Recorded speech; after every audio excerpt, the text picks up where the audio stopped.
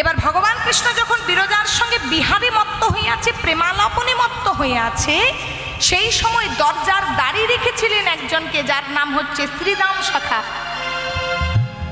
শ্রীরামকে বলেছে, শ্রীরাম তুই এই জায়গায় দাঁড়া, আমি ভেতরে বিরজার সঙ্গে প্রেমালাপনে থাকবো। যদি কেউ ঘরে প্রবেশ করতে চায় তুই কাউকে প্রবেশ করতে দিবি না, এমনকি আমার মা পর্যন্ত যদি প্রবেশ করতে চায় মাকেও দিবি না।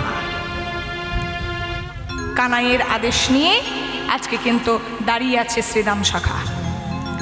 ভেতরে আছে কি কৃষ্ণ আর বিরজা সখী। এবারে মা বলুন তো, স্বর্গে একটা দেবতা আছে যে এর কথা ওকে আর ওর কথা ওকে লাগাই ভাজাই, কি নাম? কি নাম গো? দাঁড়াও, তোমাদেরকে দেখতে পাচ্ছি না আমি, বলো কি নাম বলো। তোমাদের পাড়ায় পাড়ায় আছে নাকি? না এত তাড়াতাড়ি বলে দিলে তো নারদ, সেই জন্য জিজ্ঞাসা করলাম। এই এর কথা ওকে আর ওর কথা লাগাই ভাজাই নারদ। এবার নারদ মনে মনে চিন্তা করছে, এই একটা আমি সুযোগ পেয়েছি, যাকে এতদিন কাজ ছিল না, এবার একটা কাজ আমার হাতে এসেছে। এখন যদি আমি গিয়ে একবার রাধারানীর কানে একবার কথাটা তুলে দিতে পারি, তাহলে বাবা আগুন ধরবে, আবার আগুনে যদি একটু ঘি হয় তাহলে আরো দাও দাও করে জ্বলবে। আর মেয়েরা কিছু পারুক না পারুক, মেয়েরা কানে তাড়াতাড়ি কথা নিতেও পারে আর লোকের কান ভাঙাতেও পারে, এটা মেয়েদের স্বভাব। মনে মনে চিন্তা করছে, যদি রাধারানীকে এখন বলি তাহলে নিশ্চয়ই রাধারানী এটা বিশ্বাস করবে, আর গোবিন্দের সঙ্গে একবার ঝগড়া হবে, আর ঝগড়া হলেই আমি নারায়ণ নারায়ণ দিব। এবার হলো কি, আজকে দেবশ্রী নারদ তার বীণাটিকে নিয়ে গেছে কার কাছে? রাধারানীর কাছে। নারায়ণ নারায়ণ। এ কি দেবশ্রী, এই হেন কালে হঠাৎ করে আপনার আগমন? রাধে, হ্যাঁ বলছি তোমার কাছে একবার এসেছিলাম, একটু দরকার ছিল। আচ্ছা রাধে, তুমি কি করছো? কেন দেখতে পাচ্ছ না? দেখো দেখো, আমি আমার পরাণ বধূর জন্য কি সুন্দর একটা মালা গেঁথেছি। সঙ্গে সঙ্গে নারদ বলছে, রাধে গো রাধে গো,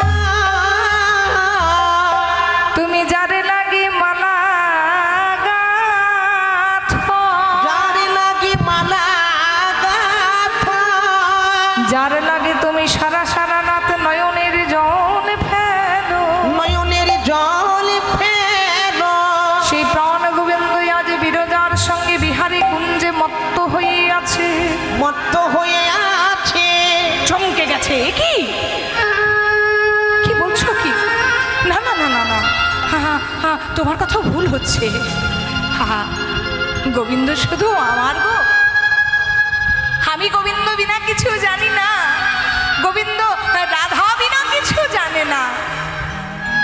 তোমার কোনো একটা জায়গায় ভুল হচ্ছে। হ্যাঁ আমার বধূ এমন কাজ করতে পারে না।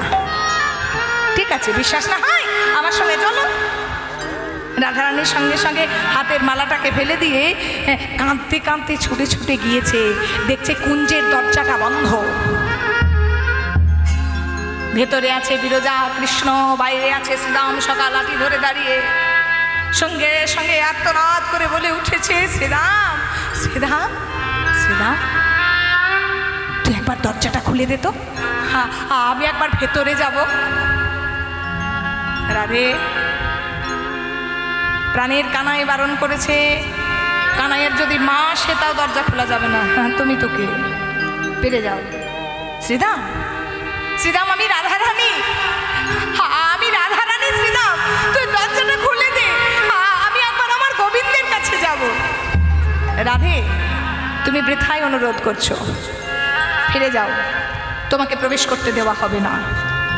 সঙ্গে সঙ্গে রাধারানী ক্রোধে বশীভূত হয়ে, যখন দেখবেন মানুষ রেগে যায়, শরীরে যখন ক্রোধ আসে, মানুষ জীবনের অনেক কিছু মূল্যবান জিনিস হারিয়ে ফেলে। রাগ এমন একটা বস্তু, মানুষের শরীরে যখন বিরাজ করে মানুষ অনেক কিছু হারিয়ে বসে, কিছু পাবেন না, আর এমন হারাবেন জীবনে সেটা আপনি ফেরত পাবেন না। রাধারানী ক্রোধের বশে, ক্রোধে বশীভূত হয়ে সঙ্গে সঙ্গে শ্রীরামকে দিয়েছে এক ঠেলা। এই শ্রীরাম দুরাচারী ছেলে, তুই আমার সঙ্গে এইভাবে কথা বললি, আজ আমার ভেতরটা জ্বলে পুড়ে ছাই হয়ে যাচ্ছে। তুই আমার সঙ্গে এমন আচরণ করলি, তোর আচরণটা কোনো মানুষের আচরণ হয়নি। হরিবল হরিবল। যে মানুষের দুঃখ বোঝে না, যে মানুষের কষ্ট বোঝে না, যে মানুষের ব্যথা বোঝে না, সে দৈত্য ছাড়া আর কিছু নয়। তুই দৈত্যের মতো আমার সঙ্গে আচরণ করলি।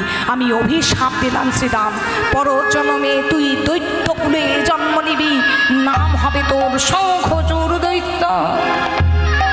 শ্রীরাম কাঁদতে কাঁদতে বলছে, রাধে গো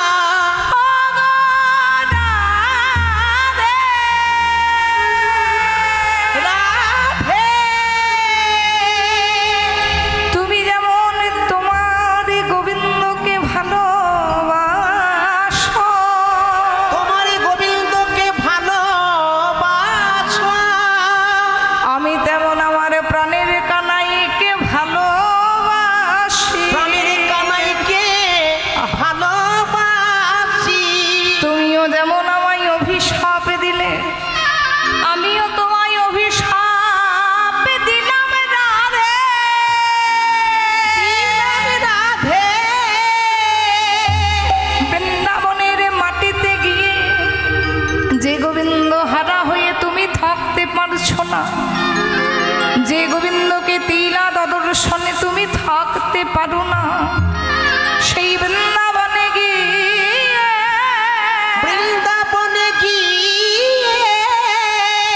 100 বছর গোবিন্দ হারা হয়ে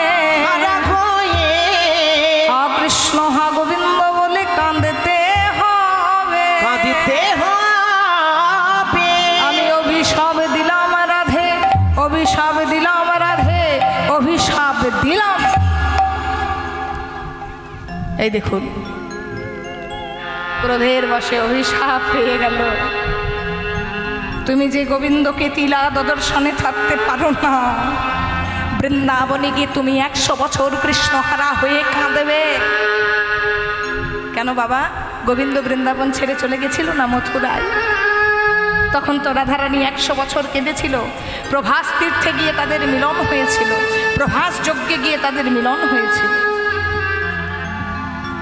সঙ্গে সঙ্গে রাধারানী জোর করে দরজাটা খুলেছে, দেখছে গোবিন্দও নেই আর বিরজাও নেই। এবার দুজন গেল কোথায়? আরে গোবিন্দ হয়েছে সাপ আর বিরজা হয়েছে জল, আর সেই জলে আবার গোবিন্দ টকবক করে খেলা করছে। রাধারানী বলছে, আমার সঙ্গে চাঁদকালি? এ জগতের নারীকে কেউ পেরেছে কি? হ্যাঁ, নারীর ছলনা থেকে সাবধান। নারীর ছলনা কেউ পেরেছে? আরে বাবা, হরিনাম কৃষ্ণ নাম বড়ই মধুর, যেজন কৃষ্ণ ভজে সে বড় চতুর। রাধারানীর মতো কৃষ্ণ ভজনা কাউকে করতে হবে না, কৃষ্ণর থেকেও রাধা বেশি চতুর। চতুরের চূড়ামণি কৃষ্ণ হতে পারে, তার থেকে আবার রাধারানী চাতুরালি করেছে। রাধারানী সঙ্গে সঙ্গে ময়ূরের রূপ ধারণ করে নিয়েছে। এবারে ময়ূর যেই হয়ে গেছে বাবা, ময়ূর আর সাপের সম্পর্কটা কি গো? খাদ্য আর খাদ্য। ময়ূর তো সাপ দেখলেই গিলে খাবে। এবার সেই ময়ূর রূপী রাধারানী করেছে কি, রাগের বশে একদম গোবিন্দের প্রতি রেগে আছে। তো নিজের আপন মানুষকে যদি কেউ অন্য নারীর সঙ্গে দেখে বাবা, সে সহ্য করতে পারবে? সহ্য করা কঠিন বাবা, এর চেয়ে জগতে আর কিছু কষ্ট হতে পারে না। এবার সেই ময়ূর রূপী রাধারানী করেছে কি, গোবিন্দের একবার ঘাড়ে, একবার কোমরে, একবার লেজে গিয়ে দিয়েছে আঘাত করে। যেই না 3 জায়গায় আঘাত করেছে, সঙ্গে সঙ্গে আমার গোবিন্দ নিজ মূর্তি ধারণ করেছে। রাধে গো, ও গো রাধে গো,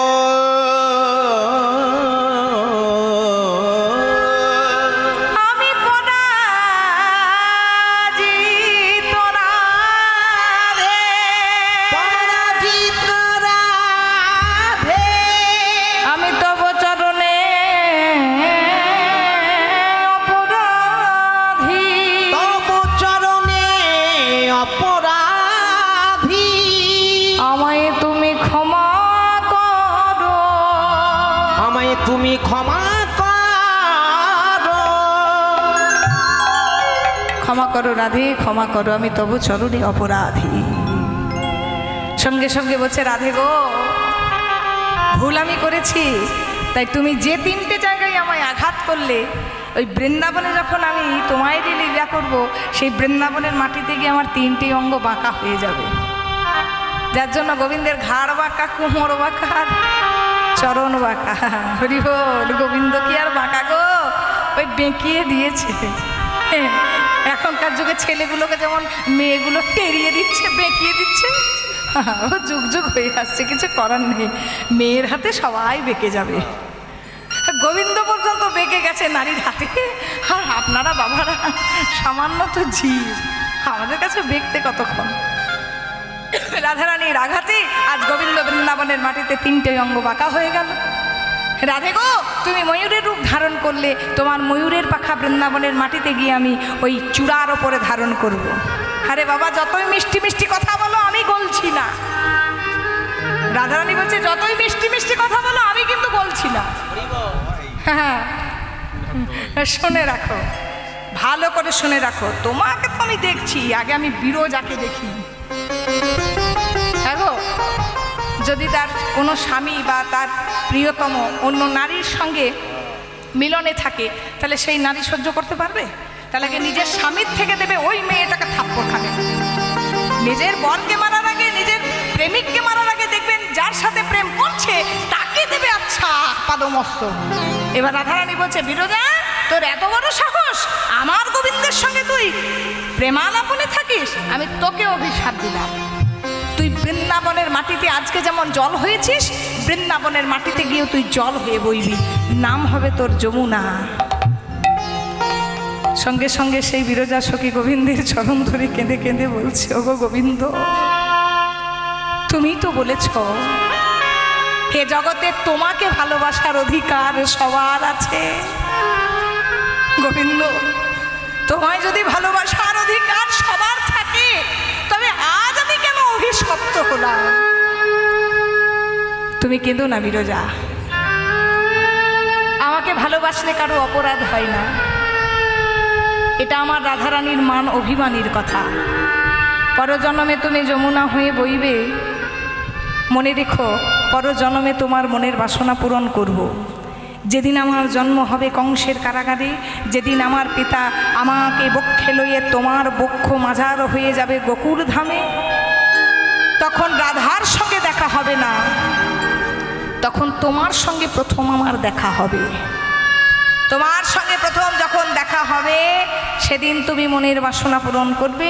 দেখবেন জন্মের পর যমুনা পার হয়ে গোবিন্দকে নিয়ে গেছে কৃষ্ণকে, সেই সময় একবার দেখা হয়েছে, সেই সময় দেখবেন মাথার ওপরে বসুদেব রেখেছে আর কৃষ্ণ চরণ দুটি বার করেছে। প্রথমেই তো আর গোবিন্দকে মাথায় নিয়ে নেয়নি, গোবিন্দকে কোলে ছিল।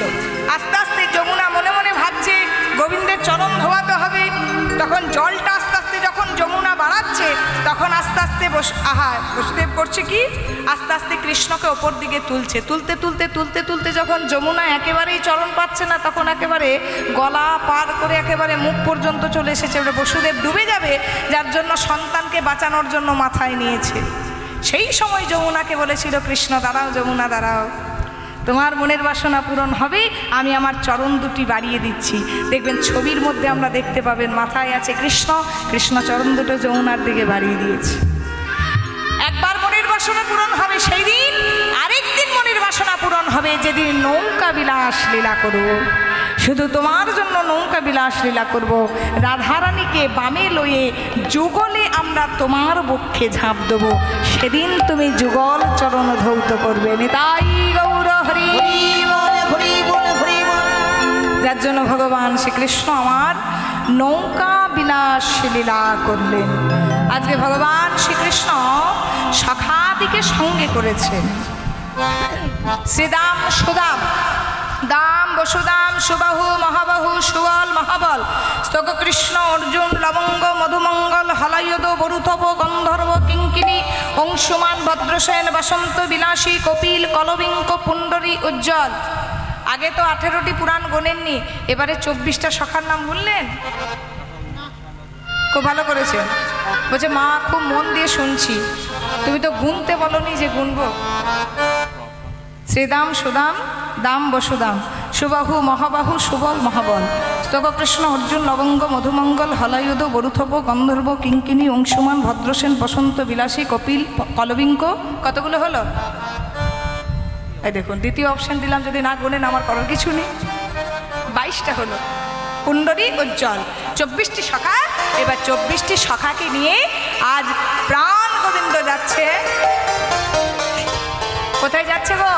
আজকে খেলাতে যাচ্ছে। আরে ছোটি ছোটি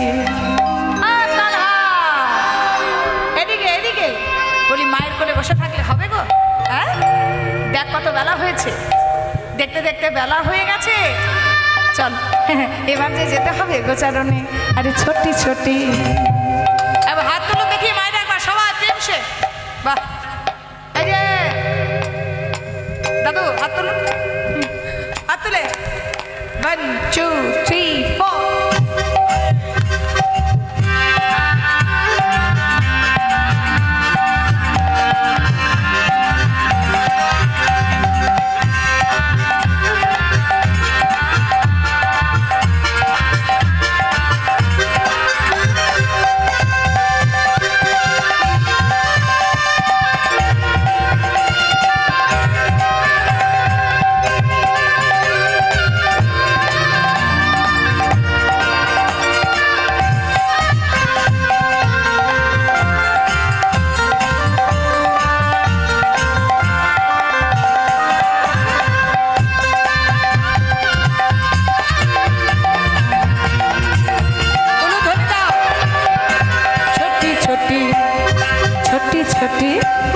छोटी छोटी गैया छोटी छोटी ग्वाल, छोटी से छोटी मैडम छोटी छोटी गैया छोटी छोटी ग्वाल, छोटी से छोटी मेरो मदन गोपाल। छोटी छोटी गैया छोटी छोटी ग्वाल, छोटी से छोटी मैडम छोटी छोटी गैया छोटी छोटी ग्वाल, छोटी से मेरो मदन गोपाल। आगे आगे गैया पीछे पीछे ग्वाल, आगे आगे गैया पीछे पीछे ग्वाल, आगे आगे गैया पीछे पीछे ग्वाल, आगे आगे गैया पीछे पीछे ग्वाल। बीच में चले में दो हाथ तुले जने गोपाल में दो मदन गोपाल, मदन गोपाल मेरो मदन गोपाल। मदन गोपाल में दो मदन गोपाल, आहा मदन गोपाल मेरो मदन गोपाल। छोटी छोटी गैया छोटी छोटी ग्वाल, छोटी से छोटी में दो मदन गोपाल। ओहो छोटी छोटी गैया छोटी छोटी ग्वाल, छोटी से मेरो मदन गोपाल।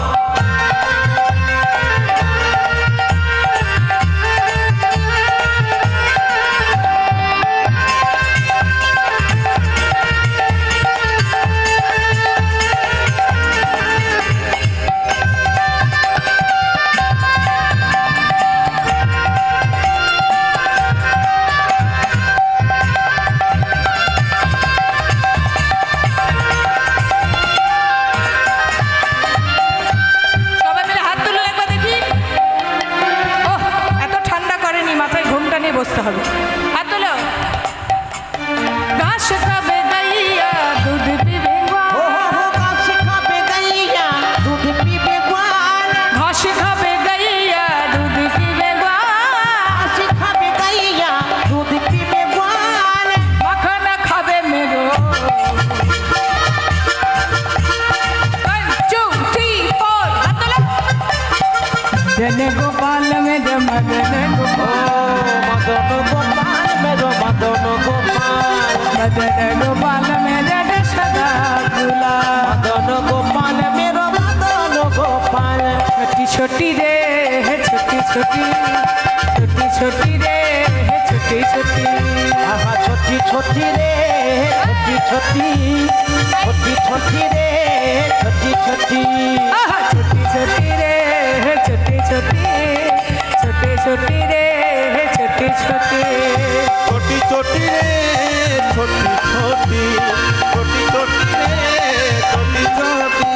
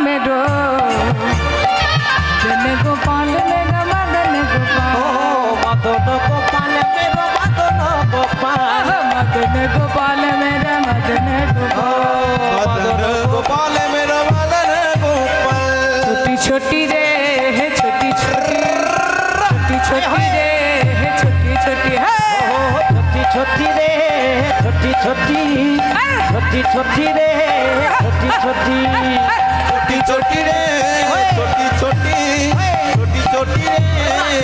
छोटी छोटी रे छोटी छोटी छोटी छोटी रे छोटी छोटी छोटी छोटी रे छोटी छोटी छोटी छोटी रे छोटी ए हे छोटी छोटी रे छोटी ए हे छोटी छोटी रे छोटी छोटी छोटी छोटी रे छोटी छोटी আজকে বৃন্দাবনের মাঠে এসেছি আমার প্রাণ গোবিন্দ সখাদিকে সঙ্গে করে নবলক্ষ ধেনুর দল নিয়ে। ঠিক আমরা যেমন নবলক্ষ ধেনুর দল নিয়ে খেলা খেলতে আসি, আবার ভগবান যেমন খেলা খেলে, খেলা খেলার পর সূর্য যখন অস্তাচলে চলে যায় তখন আমার গোবিন্দ বাড়ি ফিরে যায়। সমস্ত ধেনুদিকে সঙ্গে নিয়ে আমরা আবার নবলক্ষ ধেনু হারিয়ে বাড়ি যাই। শ্রবণং কীর্তনং স্মরণং বন্দনং বিষ্ণুপাদ সেবনং অর্চনং সাক্ষ্য দাস্য আত্ম নিবেদনম হরিবল। এটা হচ্ছে 9টা লক্ষ্য। গোবিন্দ আজকে নবলক্ষ ধেনুর দল নিয়ে গোচারণ ভূমিতে এসেছে। এবার গোচারণ ভূমিতে এসে খেলা রসে ছিল কানাই সুবনের শোনে খেলা রসে ছিল আনায় সুবলের শনে খেলা রসে ছিল কানাই সুবনের শোনে রসে ছিল কানায় সুবলার শনে হেন কালে রাধার বদন করে গেল মনে হেন কালে রাধা বদন করে গেল মনে হেন কালে রাধার বদন করে গেল মনে হেন কালে রাধার বদ পড়ে গেল মনে মিলাইয়ে দে ভাই মিলায়ে দে ভাই সুবল মিলাইয়ে দে ভাই আমায় একবার মিলাইয়ে দে ভাই। শ্রীমতী রাধা দে মিলাইয়ে দে ভাই শ্রীমতী রাধা রে মিলায়ে দে ভাই হেন কালে রাধার বদন করে গেল মনে ও হেন কালে রাধা বদন পড়ে গেল মনে বেশ খেলা হচ্ছিল বাবা, বসো। বেশ খেলা হচ্ছিল। খেলতে খেলতে গোবিন্দ করেছে কি, খেলার স্থানটা ত্যাগ করে যমুনার তীরে বসে বসে গিয়ে কাঁদছে। সুবল সঙ্গে সঙ্গে গিয়েছে, হারে কানাই কি হলো কি, হ্যাঁ বেশ তো খেলা খেলছিলি, আবার খেলা খেলতে খেলতে হঠাৎ করে তুই এখানে কাঁদতে বসলি কেন রে? বলছে বলতে নারী কাঁদার কারো, বলতে নারী কাঁদার কারো বলতে নারী কাঁদার কারো। বলতে নারী কাদায় কারো ভালো করে বুঝো, গোবিন্দ বলছে বলতে নারী কাঁদার কারণ। নারী মানে কি? দন্তনাকার রয় রশ্মি নারী আর দন্তনাকার রয়ে দীর্ঘী নারী। দন্তনাকার রয়ে দীর্ঘী নারী মানে মেয়ে, যেমন আমরা। কিন্তু দন্তনাকার রয়ে রশ্মি নারী মানে কি? দেখবেন আমরা যখন কোনো কাজ পারি না তখন কি বলে, আমি ওটা নাড়বো, বলি তো আমি ওটা নাড়বো, আমি ওটা নারী, মানে পারি না। এবার গোবিন্দ এক কথায় দুটো বোঝাচ্ছে। নারী মানে কি? আমি বলতে পারবো না আমার কান্নার কারণ কি, আর নারী মানে আমি মেয়ের কারণেই কাঁদছি। আমি বলতে নারী কাঁদার কারণ, বলতে নারী কাদার কারণ আমি বলতে নারী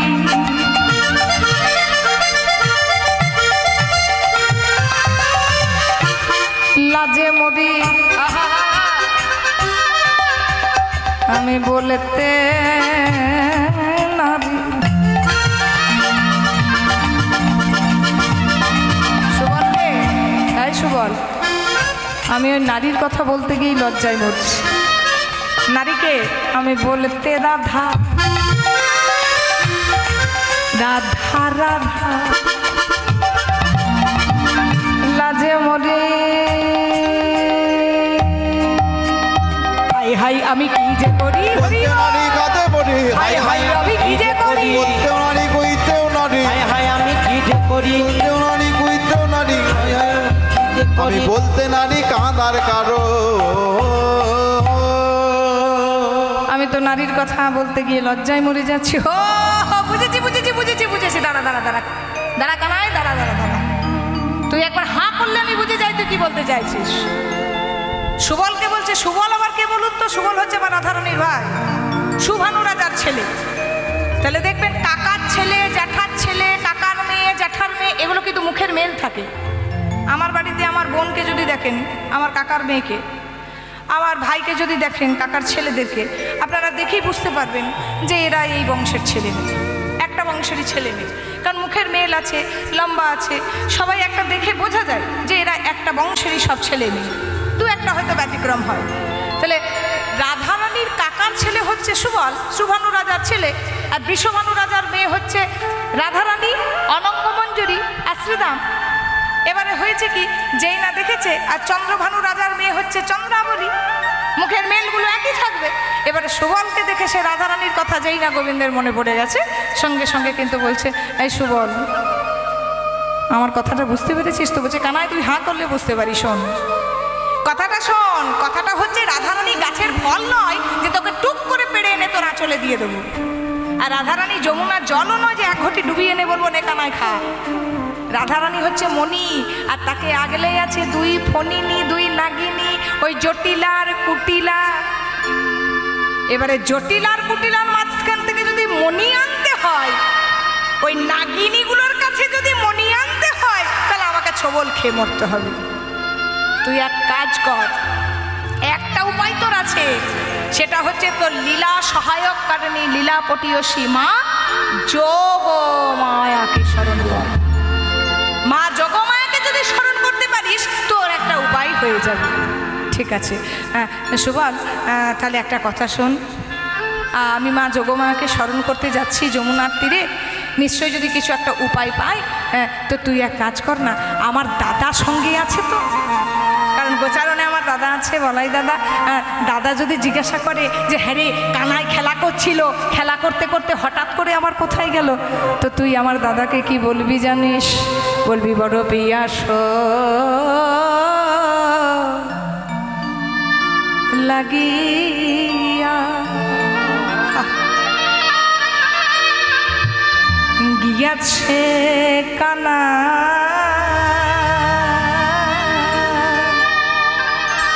ওই প্রেম যমুনার জলে,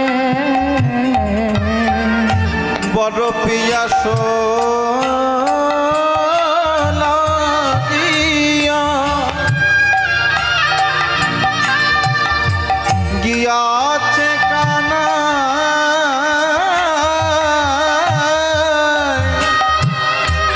প্রেম যমুনার তীরে। আমার দাদারে জানো মিছে বলো না, আমার দাদারে যেন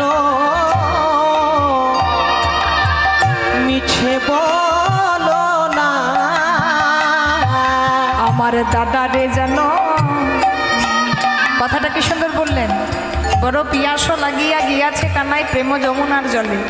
দাদা মনে করবে যে জল পিপাসা পেয়েছে তাই কানাই গিয়েছে, কিন্তু কানাই কি বলছে, বড় পিয়াসও লাগিয়া গিয়াছে কানাই প্রেম যমুনার তীরে। প্রেম পিপাসার লাগি, প্রেম পিপাসা নিবারণের লাগি আজকে যমুনার জলে গিয়েছে। আহা, আমার বলা দাদা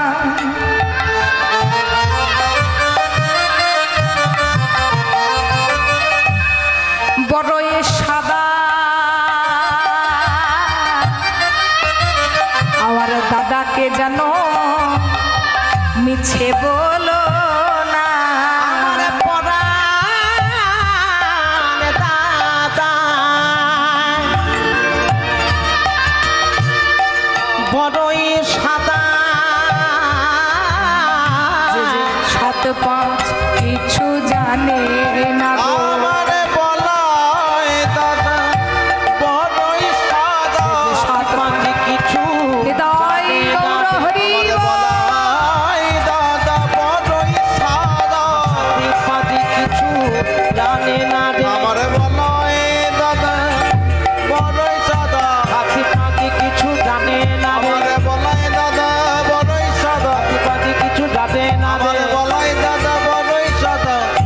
দাদাকে যেন মিছে বলো না।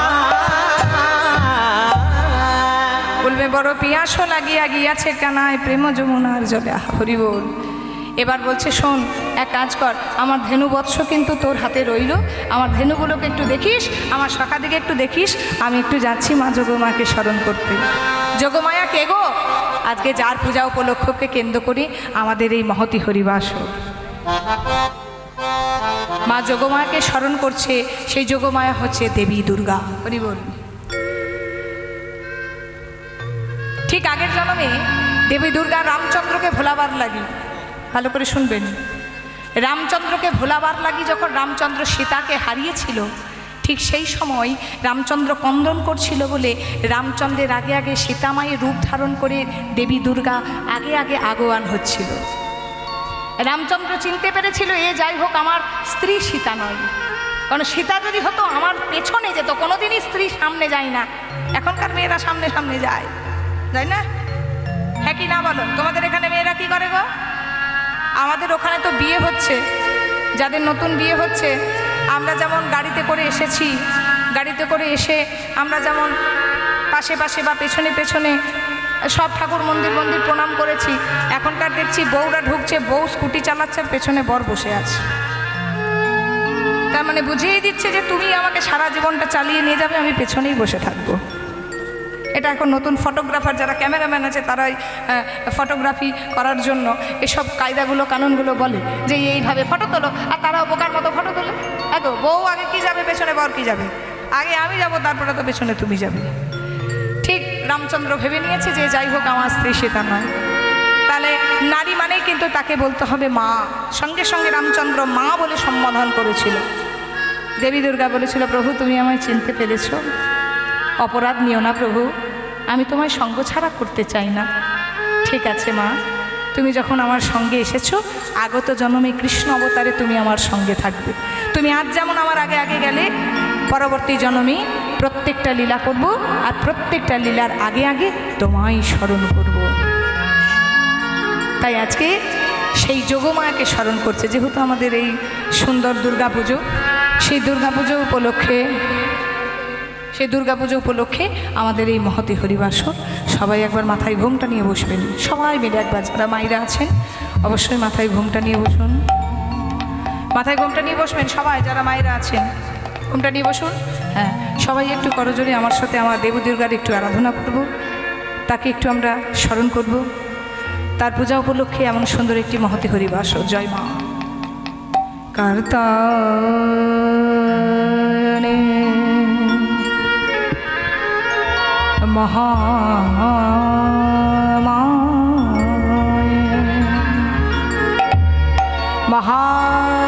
महायोगिनी अधेश्वरी नंद गोपसुतं देवी प्रतिं मे कुरति नमः।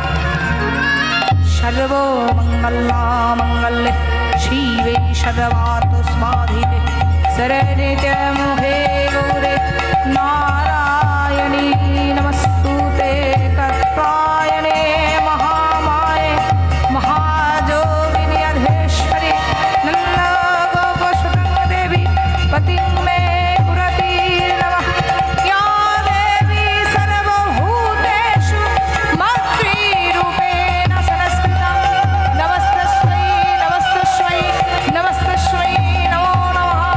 या देवी सर्वभूतेषु भक्तिरूपेण संस्थिता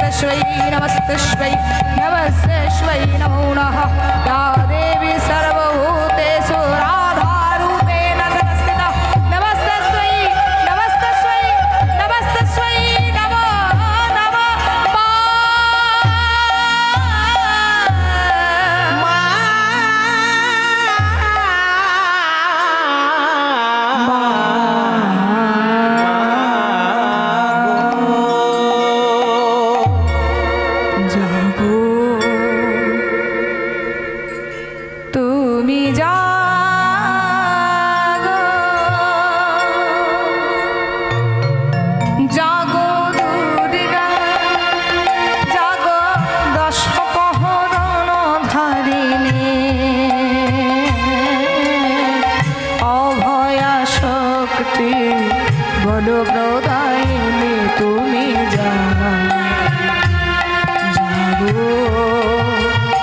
তুমি জাগো, জাগো দুর্গা জাগো দশ প্রহরণী হারিণী, অভয়া শক্তি বলদায়িনী তুমি জাগো, সবাই গুলো ধরে নাও। জাগো তুমি জাগো।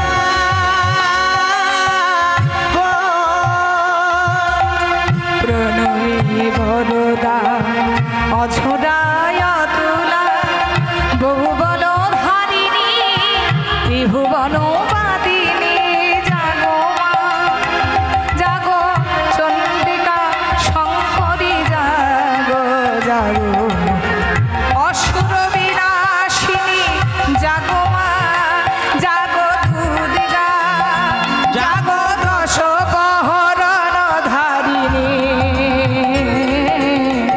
অভয়া শক্তি বল প্রদায়িনী তুমি জাগো, তুমি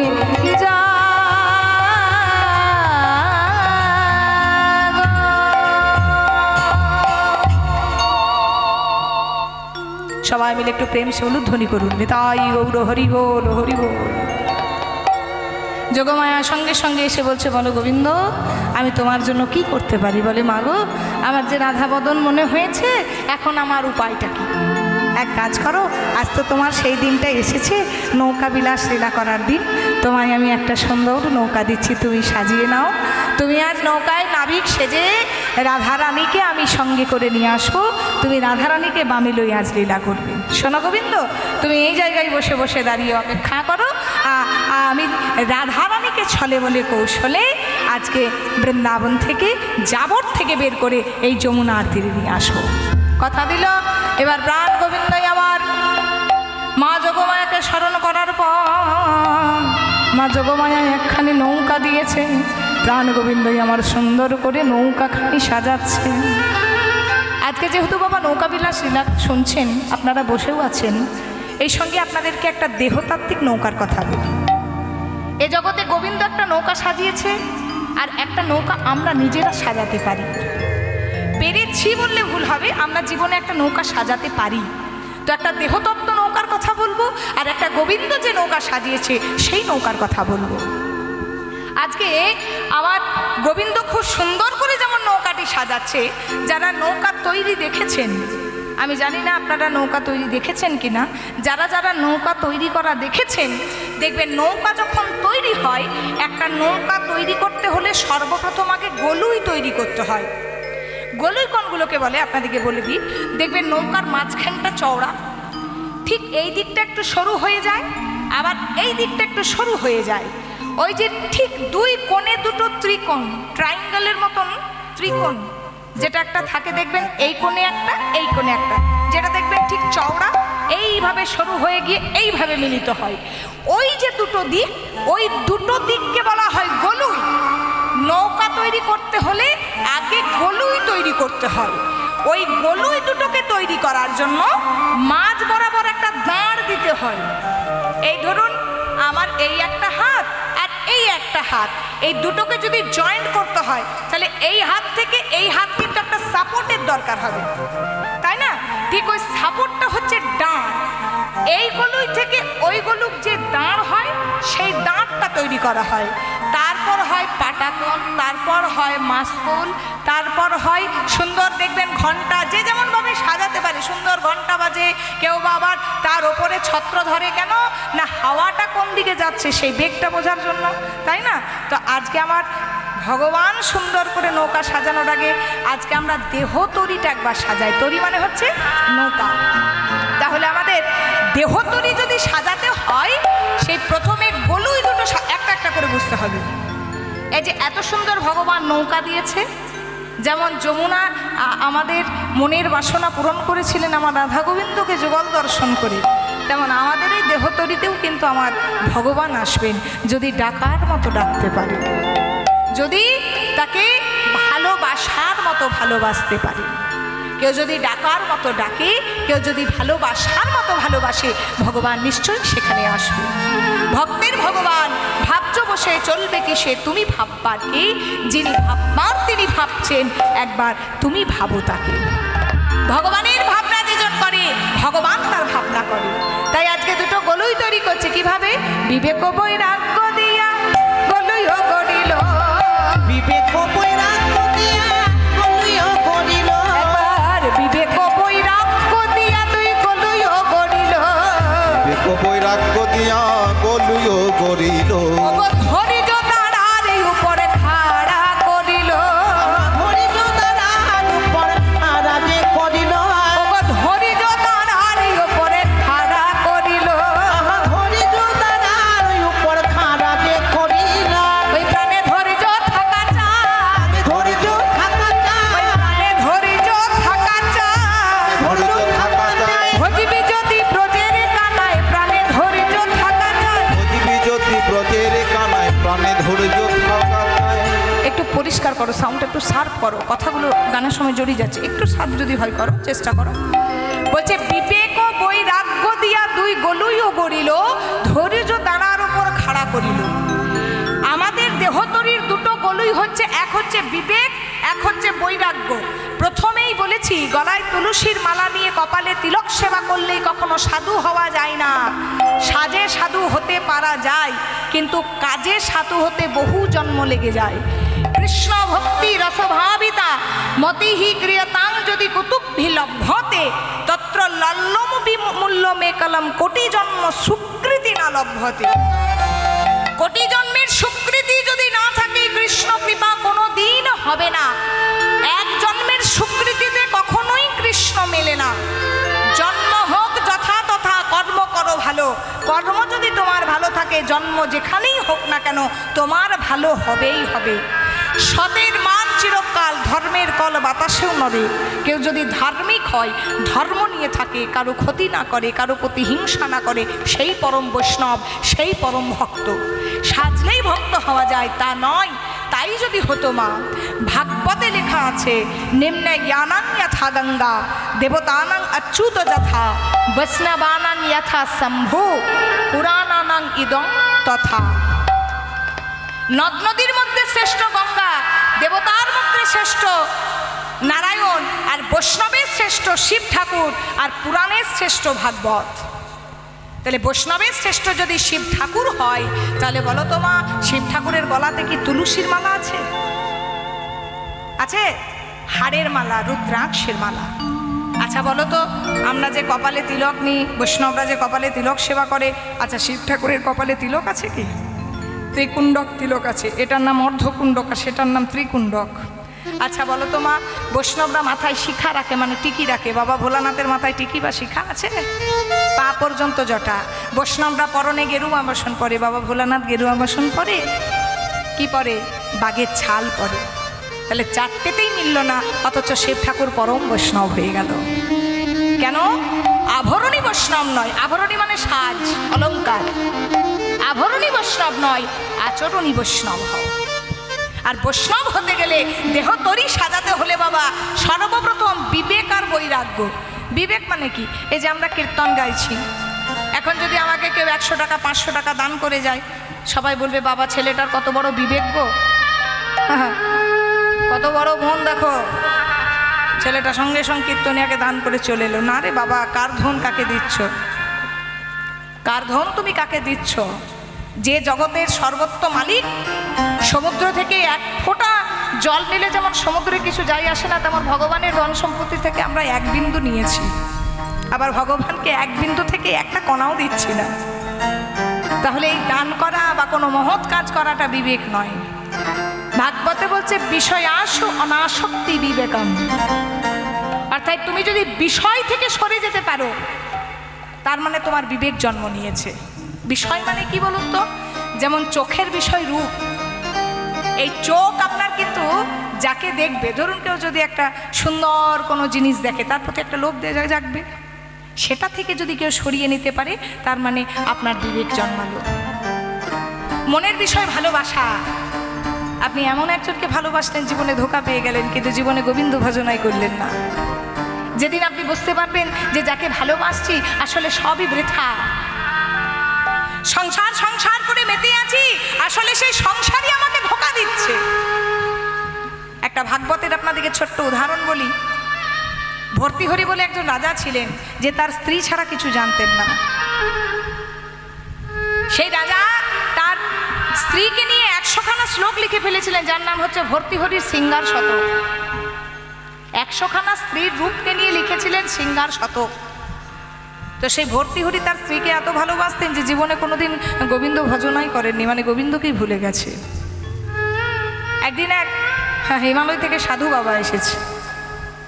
সাধু বাবা এসে একটা ফল দিয়ে সেই রাজাকে বলেছে, মহারাজ আপনি এই ফলটা সেবা করবেন, এই ফলটার গুণ হচ্ছে যে ফলটা খাবে তার আয়ু বৃদ্ধি হবে, সঙ্গে যৌবন বজায় থাকবে, সঙ্গে আরও রূপবান রূপবতী হবে। তো মহারাজ মনে মনে চিন্তা করছে, ফলটা আমি খেয়ে আর কি করব, আমি যাকে সবচেয়ে বেশি ভালোবাসি আমি রানীকে এই ফলটা সেবা করতে দেব। দেখবেন মায়েদের হাতে কিছু দিলে মায়েরা সন্তানের জন্য লুকিয়ে রেখে দেয় যে আমি আর খাবো কেন, যাই ছেলেটাকে ঘরে গিয়ে হাতে দেব। ভর্তৃহরি ফলটা রেখেছে, রাত্রিবেলায় যখন রানীর সঙ্গে ঘুমাতে যাচ্ছে সেই সময় রানীকে চুপি চুপি বলছে, হ্যাঁ গো শুনছো, এই দেখো তোমাকে ছাড়া তো জীবনে আমি কিছু জানি না গো, তুমি তো আমার জীবনের সব। এই দেখো হিমালয় থেকে যে সাধু বাবা এসেছিল একটা ফল দিয়েছে, এই ফলটা তুমি সেবা করবে। আর সঙ্গে কিন্তু গুণটাও বলে দিয়েছে যে এই ফলটা খেলে এই গুণ হবে। সেই রানী আবার ফলটা লুকিয়ে রেখেছে। সেই রানী আবার তলে তলে লুকিয়ে লুকিয়ে ভালোবাসতো সেই রাজ্যের সেনাপতিকে। মনে মনে ভাবছে আমি ফলটা খেয়ে কী করব, আমি যাকে সব থেকে বেশি ভালোবাসি আমি রাতের অন্ধকারে লুকিয়ে লুকিয়ে গিয়ে সেনাপতিকে ফলটা দিয়ে আসবো। রানী অন্ধকারে লুকিয়ে লুকিয়ে সেনাপতিকে ফলটা দিয়ে এসছে। সেনাপতিকে ফলটা দিয়ে সেই গুণটা বলেছে, এই ফলের গুণটা কি। সেই সেনাপতি আবার তলে তলে মনে মনে সেই রাজ্যের নর্তকীকে ভালোবাসত। মনে মনে ভাবছে আমি আর ফলটা খেয়ে কী করবো, তাহলে এই রাজ্যের নর্তকীকে যদি দিই, তার রূপ যৌবন যদি বজায় থাকে তাহলে আমি তাকে উপভোগ করতে পারবো।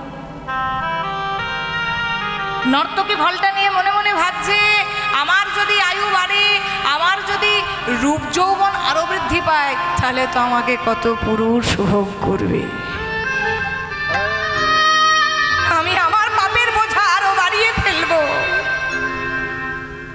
তার চেয়ে ফলটা যাকে দিলে কাজ হবে। এই রাজ্যে যার আয়ু বাড়লে তার ছত্রছায়ায় আরো মানুষ বেঁচে থাকতে পারবে। ফলটা তো আমি খাবো না, ফলটা আমি কাল সকালে মহারাজের হাতে দিয়ে আসবো।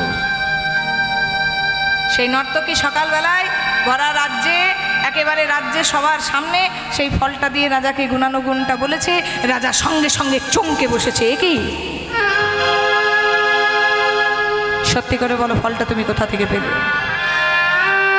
মহারাজ এই ফলটা আমাকে সেনাপতি দিয়েছে। দেখা হোক সেনাপতিকে। চারজন পেয়াদা মিলে ধরেছে, এই সেনাপতি সত্যি কথা বলো, এই ফলটা তুমি কোথা থেকে পেয়েছো? নিশ্চয়ই তুমি চুরি করেছো। মহারাজ আমি জানি আপনার দরবারে যখন আমার বিচার উঠেছে আমার মৃত্যুদণ্ড হবে, কারণ আমি এমন একটা কেসে ফেসেছি, আমি সত্যি বললেও আমার মৃত্যুদণ্ড, হ্যাঁ মিথ্যা বলেও মৃত্যুদণ্ড। আমি যদি মিথ্যা বলি তাও আপনি আমাকে মৃত্যুদণ্ড দেবেন, আর আমি যদি সত্যি বলি তাও মৃত্যুদণ্ড দেবেন। কারণ রানী যে দিয়েছে এটা কিন্তু বিশ্বাস করবেন না। যার টাকা আছে সে সব ধামাচাপা দিতে পারে, যার অর্থ বলটা আছে সে মার্ডার করেও ঘুরে বেড়াতে পারে, যার অর্থ বল নেই সে যদি খুন নাও করে সে কিন্তু জেলের ঘানি টানতে পারে।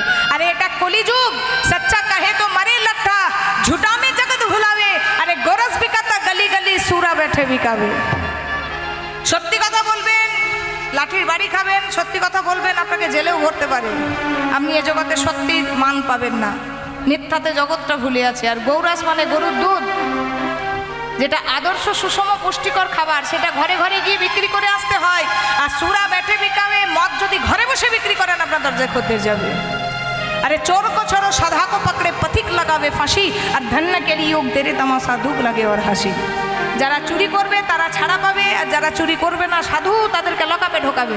ধন্য के लिए योग तेरे तमाशा दुख लगे और হাসি। এটা কলিযুগ। সত্যি বললেও মরবো আর মিথ্যা বললেও মরবো, তার চেয়ে যদি মরতেই হয় সত্যিটাকে নিয়েই মরবো।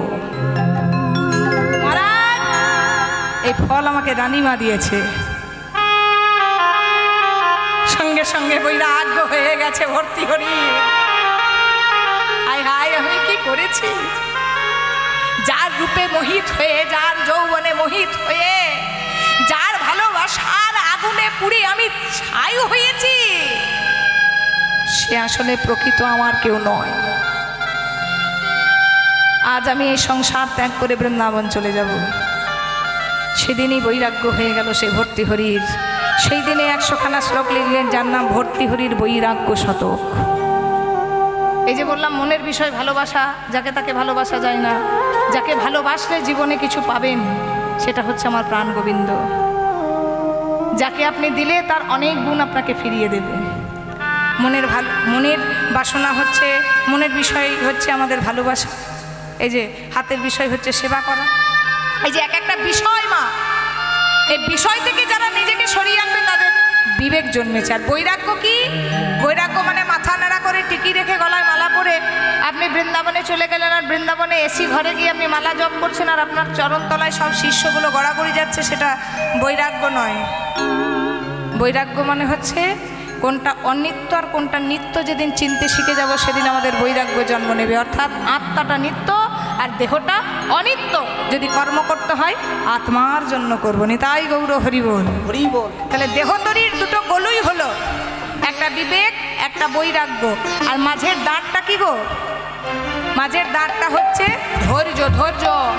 এই যে এক ফোঁটা বৃষ্টি পড়ছে, আপনারা দুম করে উঠতে শুরু করছেন, এক ফোঁটা বৃষ্টি ভালো করে পড়েনি, হচ্ছে প্রাণে ধৈর্য থাকা চায়। প্রাণে ধৈর্য থাকা চাই।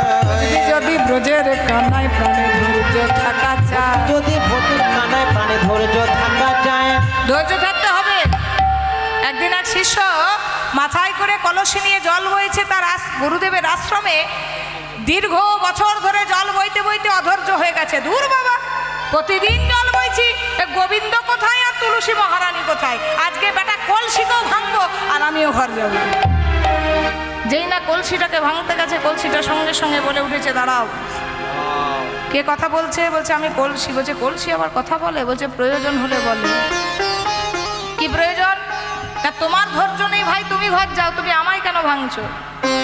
দেখবেন অনেকে মানুষ আছে নিজে শুনবে না, পাঁচজনকে বলবো চল চল, বড় মেঘ ধরেছে, আবার কাল সকালে উঠতে হবে, আবার কালকে ফাংশন আছে দেখবো, চল চল ঘর চল।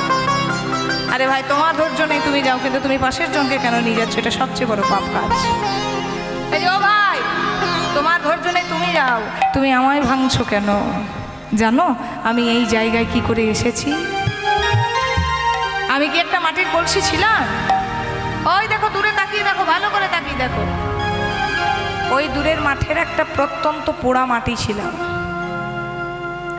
একদিন এক কুমোর ভাই একটা ঝুড়ি নিয়ে আর একটা কোদাল নিয়ে গিয়ে আমার বুকের মধ্যে চপাত করে মেরেছে। আরে